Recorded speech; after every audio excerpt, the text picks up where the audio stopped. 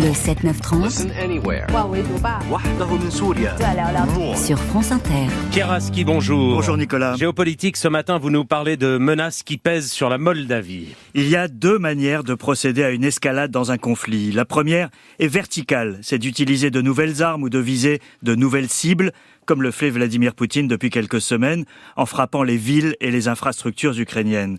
La seconde est horizontale, c'est d'étendre le conflit à de nouveaux territoires, à de nouveaux domaines. Et c'est peut-être ce qui menace aujourd'hui la Moldavie, ce petit État issu de l'ex-URSS, voisin de l'Ukraine et de la Roumanie, dont elle partage la langue.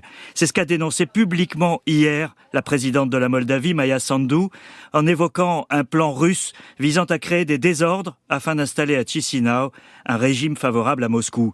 Cette présidente pro-européenne a affirmé que ces troubles civils seraient fomentés par des personnes venues de Russie, de Serbie, de Biélorussie ou du Monténégro. L'alarme à propos de la Moldavie a été donnée par le président ukrainien Zelensky lors de sa rencontre avec les dirigeants européens la semaine dernière. Maia Sandu a confirmé ces déclarations en se basant sur des documents saisis par ses services de renseignement. Et ce scénario est-il possible ? Il y a deux questions en une. Poutine a-t-il les moyens de déstabiliser la Moldavie ? Et Poutine a-t-il un intérêt à déstabiliser la Moldavie ? À la première question, on peut répondre sans hésiter oui.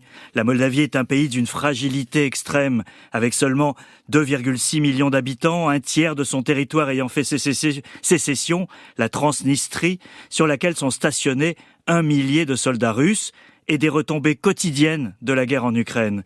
Ces derniers jours, des missiles russes ont survolé à 2 reprises le territoire moldave. Et régulièrement, le pays est sans électricité parce que des installations ukrainiennes ont été bombardées.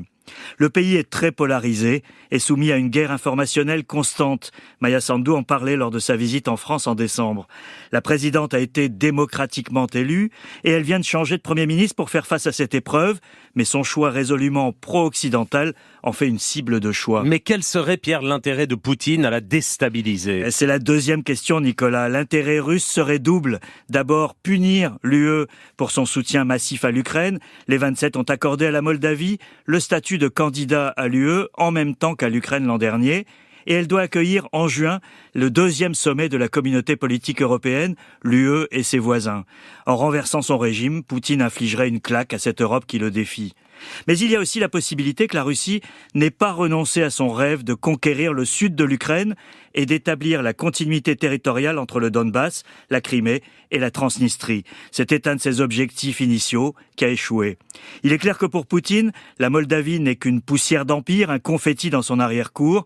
Il n'hésiterait pas à user de la force pour s'en débarrasser si elle était sur son chemin. L'Europe, avouons-le, serait assez démunie face à une telle escalade. Merci Pierre Aski.